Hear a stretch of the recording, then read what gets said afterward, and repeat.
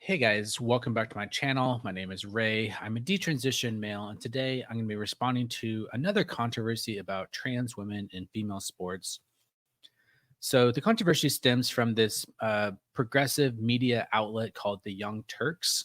So, the Young Turks have been accused of transphobia because they took a particular stand against the inclusion of trans women in female sports.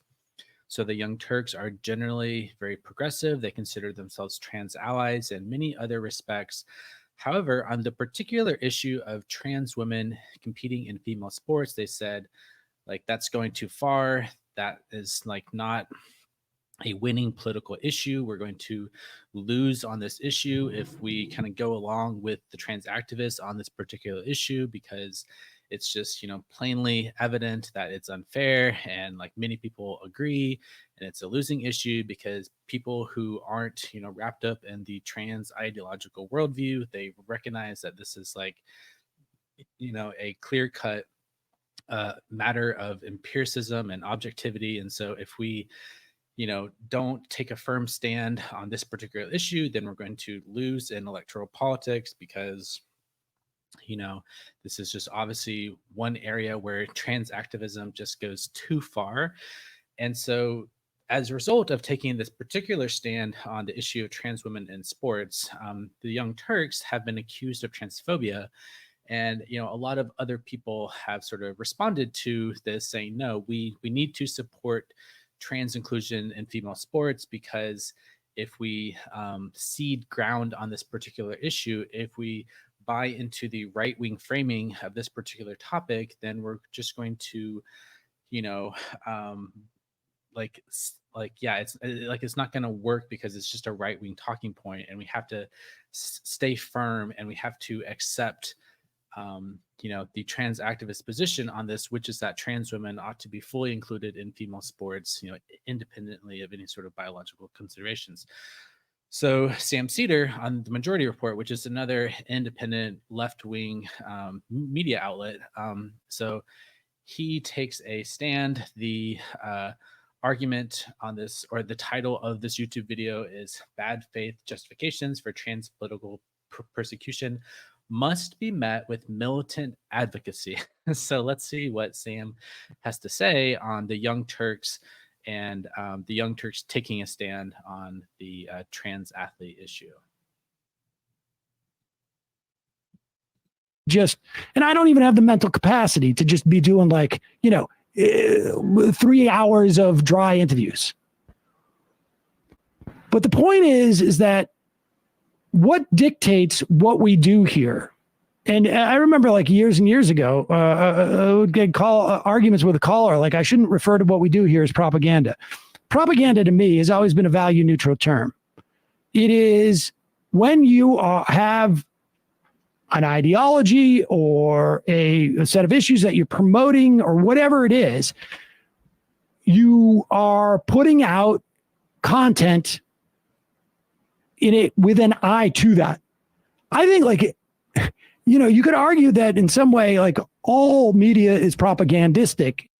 So he's just straight up acknowledging that in talking about the issue of trans athletes, he's just straight up admitting that he's doing propaganda, that he's not interested in the objective empirical answers to the empirical objective question in regards to whether it is truly the case that trans women have an unfair physiological advantage, based on the fact that they've gone through the objective reality of male puberty. So he's just basically saying that reality doesn't matter. It's just all propaganda. It's fair game to engage in propaganda because, the right does propaganda. So the left does propaganda. And it's all propaganda. And it's talking about facts and empiricism and reality doesn't matter because it's all just propaganda. In the sense that someone's making an editorial decision. Even what they deem to be newsworthy is making an editorial decision. The point being is that we are living in an era right now, which is undeniable, where the right wing, there's been plenty of reporting about this.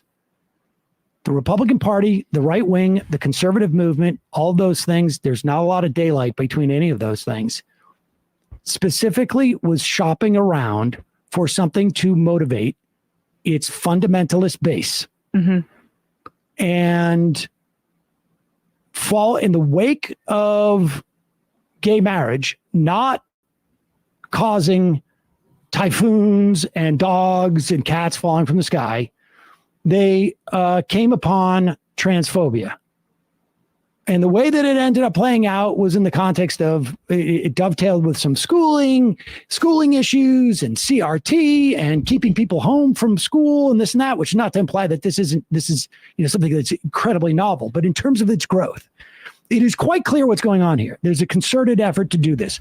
You do not spend $50 million in a campaign in Michigan on trans issues unless there is a concerted effort to do that. So that's one reality that lives, that exists right there. And the other reality may be that in your mind, you have an issue with what goes on in women's sports. I'm just going to stipulate that, I'm just going to say that's sincere, that you really care about women's sports. Okay.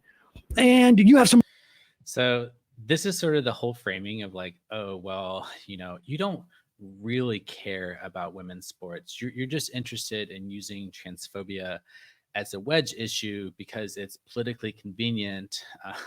But the issue of women's sports is okay. So it's a little complicated here because yes, I've been speaking out about trans athletes in women's sports, but it's not because I have a particular interest in women's sports. I don't watch women's sports. I don't necessarily, go to women's sporting events. I'm not a ardent fan of women's sports. I'm not doing a whole bunch of activism about women's sports. So yeah, there could be this claim oh, I'm being a hypocrite. I'm claiming to care about protecting women athletes from this unfairness.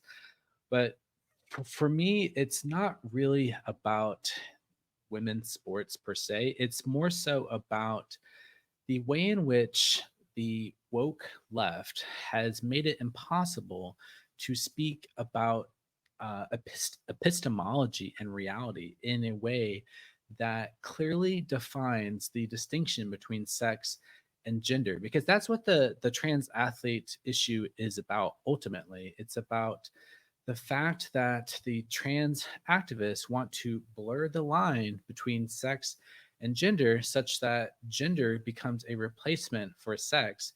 And we sort of lose the objectivity in our epistemology such that it is no longer possible to reference empirical objective facts in our language. So our language loses its epistemological precision to make claims about reality based on the very real physical differences between people who have gone through male puberty and those who have not.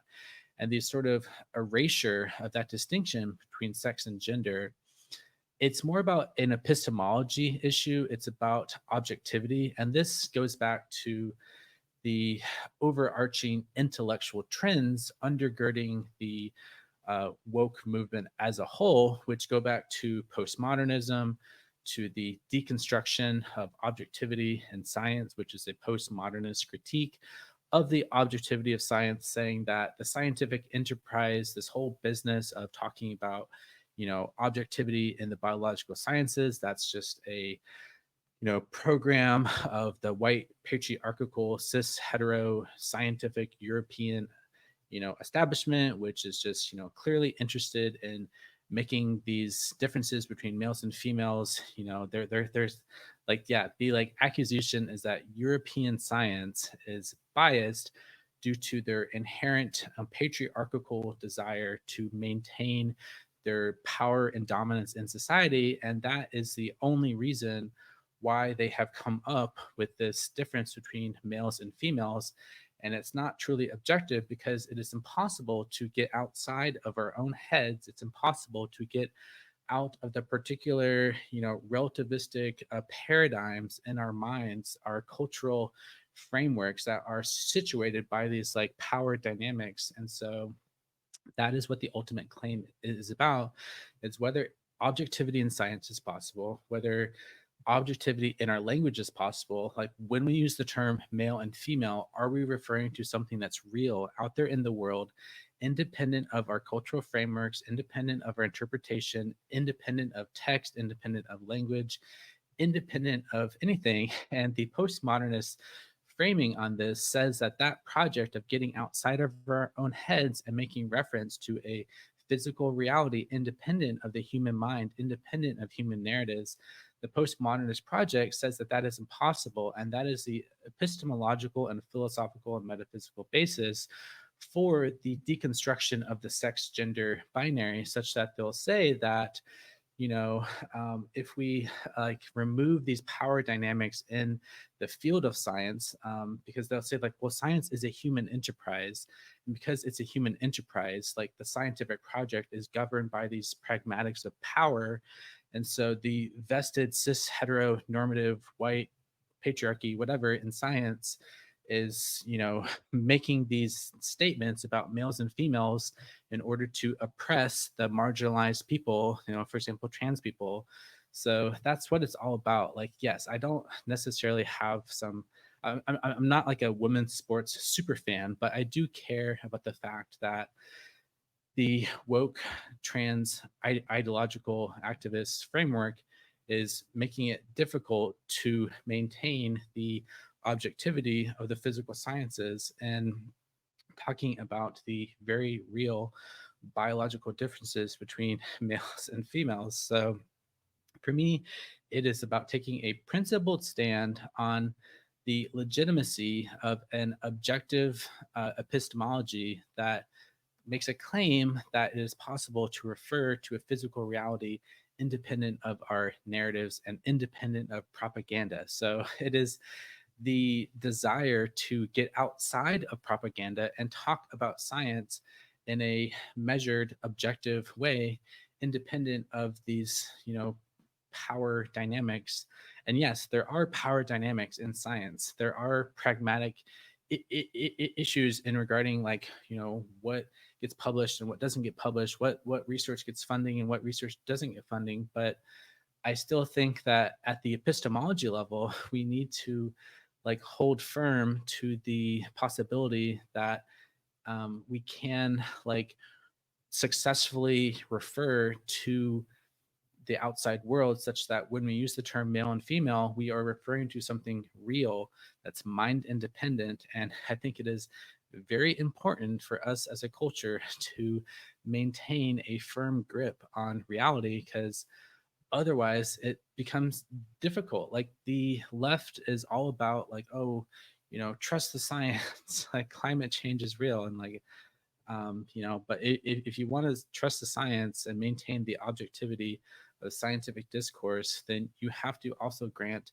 the possibility of scientific discourse on the athletic issue, and you know, dictate that like trans women are male. So if we lose the ability as a political species to make reference to the fact that trans women are male, then I think we have like lost something in our culture.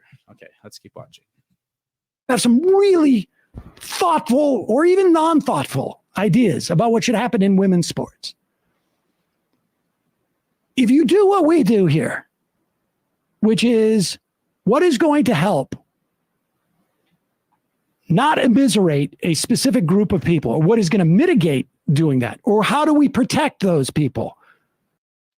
So you're only interested in protecting trans people, but you're not interested in protecting female athletes, even though like female athletes are also a marginalized community. So how do you decide which marginalized community gets more protection? Like, and independent of these political concerns, it's an important issue in and of itself to maintain our firm grasp on reality and holding true to the objective claim that trans women are male and have gone through male puberty, and that it is like true, objectively true, that male puberty confers certain physiological advantages that are not fully diminished by the fact that you go on hormone therapy.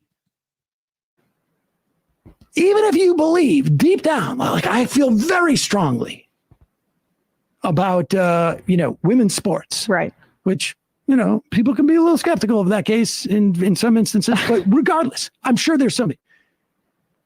It is incumbent upon you, you don't have to speak about it because it is contributing to an environment that is wreaking violence on a group of people in our society who have very little political or material protection. This idea that trans people don't have any political power is it's a little misleading because clearly the trans community has enough political power such that if you even attempt to refer to the objective physical fact that trans women are male and have gone through male puberty, and the objective fact that male puberty grants them physiological advantages, you can be accused of being a hateful bigot who's discriminating and a transphobe and all these things. You can have your moral character impugned just because you don't align on the trans activist ideological position in regards to the fact that they believe that trans women are really female and that gender is equivalent to sex, and that the very distinction between sex and gender is inherently transphobic or something like this. To me, having that control over the linguistic and epistemological discourse in our society, such that all the rest of society is not supposed to refer to facts, and if you refer to facts, then you're deemed a bigot, and you can get canceled, you can get fired, you can have people go after you. That to me indicates at least some political power in society in virtue of the fact that you have people like the Majority Report going to bat over this issue even though it violates common sense, empiricism, rationality, and the objective pursuit of truth, independent of any particular propaganda political claims. So yeah. And that's just the reality of it. There is no excuse. I'm going to speak my mind. So he's basically saying that if you feel it is important to make empirical claims that trans women are male, then you're just a bigot. You're yeah, I don't know. And I don't think that's true. I think we can be allies of trans people and also maintain our grasp on reality. We can maintain that trans women are male and also respect their gender identity, respect their pronouns, believe, that their genders are valid. But we don't have to buy into the additional claim that a trans woman is 100% female and that there is no meaningful difference between males and females. We should not concede that ground simply because it is not a politically convenient fact. Because sometimes the objective pursuit of truth is more important than some political power game in regards to electoral politics. And I think it is a important thing to maintain our ability to refer to those facts, even if they're not politically convenient, because truth is an inherently valuable thing, and our civilization has been successful, largely due to the fact that we have maintained an ability to make reference to objective reality using our language, using models of reality. So when we start losing our grasp on reality, I do not think that is a good thing. And that's not a left issue or a right issue. It's just a I care about truth issue. You cannot predict someone's political ideology from the mere fact that they believe trans women are male. I'm not going to shut up about my opinions. It is incumbent upon you, and it's acutely problematic if this is the biggest online left of center outlet that exists. Yeah. And I will say that if you do choose to speak about it, which I think I have in particular, I will go further and say I think it's incumbent upon you, if you are a part of the left, to be militant in support of trans activists, because I think the excuse that's... Do you hear what she's saying? She's saying it is incumbent on you to not speak the truth because of a political propaganda purpose. Like, that is so crazy to me. Like you can do politics, you can do your propaganda, and you can also maintain the ability to refer to the truth. Like there's nothing impossible about doing, your progressive politics, and also referring to the fact that trans women are male. Like, those are not incompatible things.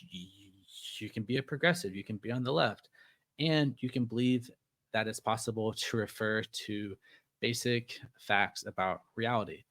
And if anything, I would say if your political movement is scared of the truth because it contradicts militant trans advocacy, then that is a bad thing.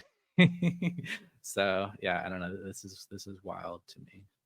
That's given is that this is a wedge issue, and not conceding the point that somebody might have a different muscle structure if they're a trans person, blah, blah, blah, is helping the right. I don't agree with that at all, actually. I think conceding the framing is much more helpful to the right than being an advocate. I think being an advocate... She's saying, so the right's framing on this is that it is important to speak the truth that trans women are male. That is not framing. That is not a framing. That is just an objective statement of fact. And do you remember back a while ago, the political left was complaining about, the right and their discussions of alternative facts, and like making fun of the right because of their belief in alternative facts? Well, she's basically saying it is okay to believe in the alternative fact that trans women are 100% female, just because it serves a political purpose, because we can't let the right win on this issue. We can't let the right win on this issue. Like, sometimes, like, the right is capable of making objective statements about about reality. And like, the idea that trans women are male is one of these things that the right is accurate on. That doesn't mean that provides a justification for denying the legitimacy of their gender identity. But yeah. So I don't know. This is just wild. An advocate, you're providing a counter narrative for a wedge issue that is being used cynically by the right, not being brought up by the leftist activists or the trans activists. They're responding to it with protection. It's inverted focus. But even that, like, first off, we can see data. We can see data, and we know how this plays in elections. We saw it in this last midterms. Yeah. Now, you can show me a poll that says people don't want, trans women to play in women's sports, but I can also show you a poll that 75% of people want gun control. Who cares about polling? Like, objective reality is not defined based on a poll of the American electorate. Like, 40% of Americans also don't believe in evolution. That doesn't mean that has zero bearing on the objective reality of whether or not evolution is true or not. Like, this is the larger issue. It's not about like the particular politics of this issue. It is about the larger issue of, are we able to speak the truth and refer to objective reality and not get canceled for it? That's all it comes down to. Like it shouldn't be the case that referring to facts and backing up those facts with empirical evidence grounded in real science, like, that should not automatically qualify you as a bigot or a transphobe or being discriminatory or being a hater. That's what it comes down to. So it's not actually about women's sports. It's about, you know, like, are we able to refer to facts and not be called a transphobe? That's what it comes down to. So, all right, the like rest of the interview is more or less an elaboration on the same point. So that's it for this video. Thanks for watching.